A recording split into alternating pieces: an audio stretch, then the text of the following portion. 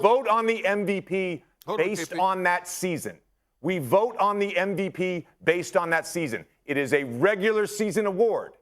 Previous playoff runs have nothing to do with it. NBA player rankings have always been biased to a certain degree. Although it's never an objective measure to base a player's value on their team, it's a fun and competitive thing that NBA fans often do. With a good portion of the NBA season over with, I believe that now is a good time to start exploring which 10 players are the best in the NBA. Without further ado, let's start the ranking. So, what do I take into consideration exactly? Number 1, team success, specifically the impact on it. How much of an impact do they have on a team, and how successful is that current team? Are they a lottery team or a title contender? Number 2, individual success. Pretty self-explanatory, but how well is the individual playing and how much of an impact does he have on each basketball game he plays in? Number 3, consistency. Can he stay on the court and perform well on a consistent basis? With that out of the way, let's get straight into the honorable mentions. Here are 5 honorable mentions that I believe can be considered in the top 10 NBA players discussion, but I just don't include them because of personal opinion.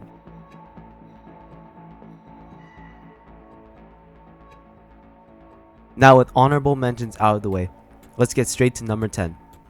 Number 10, Anthony Edwards. As of the time of this recording, the Minnesota Timberwolves have been sitting atop of the West and beat numerous good teams to do so. Right now, Ant-Man is averaging 26.8 points per game on 46 field goal percentage. Anthony Edwards has taken the next step and is knocking on the MVP conversation doors, as he has become a capable leader on a contending team. If he continues this upward trend, then surely he'll become an MVP contender. Number 9, LeBron James. None other than the King LeBron James. In all seriousness, LeBron James has not slowed down this season and is putting up insane stat lines as a 39-year-old. LeBron James is averaging 25.2 points per game on 52.7 field goal percentage and 62% true shooting. However, he cannot be any higher on this list, as the players higher than him on this list have seen both more individual success and team success. And as of the time of this recording, the Lakers are sitting in the 10th seed spot with a sub 500 record. Nonetheless, without LeBron James, the Lakers will be sitting in the bottom of the Western Conference. Anyways, let's move on to number 8, Jason Tatum. Jason Tatum. Some people may consider this a down season for him, as he's averaging less points and a lower 3-point percentage compared to last season. But his overall field goal percentage is relatively the same. Jason Tatum is still the number 1 option on a contending Boston team that is first in the East while also being a solid defender. Number 7, Stephen Wardell Curry. Steph Curry currently is averaging 27.1 points on 40% from deep and a 45 field goal percentage. Now those are solid stats, even for the likes of Steph Curry, but the Golden State Warriors have been struggling as of late and might not even make the play-in. Because of this, I cannot put Curry above the people in front of him, as all the people in front of him have seen more team success than him. Number 6, Kevin Durant, aka the Slim Reaper. Similar to Curry, Kevin Durant has been carrying an injured Suns team on his back since the start of the season and has been averaging close to 30 points per game on 52.5 field goal percentage and 47.4% from deep. That is an insane stat line considering the amount of shots he takes, especially from 3. Despite all the injuries and lack of depth and numerous flaws within that Suns team, they still have a play-in spot at the 9th seed with an above 500 win percentage. It is because of these reasons which is why he is above people like Curry. Now, from here on, the spots are all interchangeable, as I do not believe these players are very different in skill, and there is no definitive number 1 best player right now. Number 5, Shai Gilgeous-Alexander. I do believe in the upcoming years that Shai has a chance at winning an MVP, if not multiple. And he's been pulling off crazy stat lines, averaging close to 32 points per game in the month of December.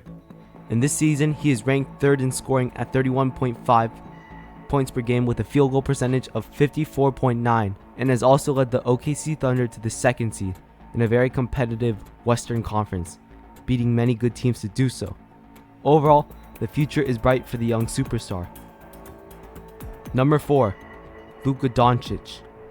Luka Doncic this past season has been on a tear. He is the second highest points per game average, second to Joel Embiid. His assist numbers are an all-time high at 9.2 assists per game, which is the fourth highest in the league, and he's doing all of this while leading the heavily injured Dallas Mavericks to a respectable 20-15 record. Overall, if his team were higher in the Western Conference, then there's a true argument that he can be MVP this season and the best player in the league. Number 3, Giannis Antetokounmpo. Even after trading for Damian Lillard, that has not stopped the Greek Freak from dominating in terms of scoring. Currently, he is ranked 4th in the league in scoring, averaging 31.4 points per game at a whopping 60.7 field goal percentage. Not to mention, he is 6th in the league in rebounds, averaging 11.5 rebounds per game. Plus, he is leading his Milwaukee Bucks to a 2-seed playoff spot in the East with an offensive rating of 120.2, which is 3rd in the league. Number 2, Nikola Jokic. Nikola Jokic, an actual offensive system. You can tell by his stats as he's averaging 25.5 points per game, 11.8 rebounds per game, which is 4th in the league, 9.2 assists per game, which is 3rd in the league, all on around 56 field goal percentage. Right now, Jokic is at an offensive peak that has arguably not been seen since the LeBron era. Plus, he just led the Denver Nuggets to its first championship banner and is on that same trajectory this year, as they are the 3rd seed in the West despite numerous injuries in key players such as Jamal Murray and Aaron Gordon. Anyways, let's move to number 1. It should come as no surprise that number 1 is none other than Joel Embiid. Joel Embiid has been on a legitimate tear this season as he is averaging 34.6 points per game, which is the highest in the league, and he is also averaging 11.8 boards per game, which is ranked 5th in the league, and he's also leading the 76ers to the 3 seed despite trading their second option, James Harden, for literal garbage. He's also averaging 2 blocks per game and is doing pretty well defensively. Although he's missed some games due to an ankle injury, he has not missed many games because of it and is still eligible for MVP. Overall, this was just my opinion, and if you have any disagreements with the ranking, let us know your top 10 ranking in the comments. Thanks for the support. Peace out, y'all.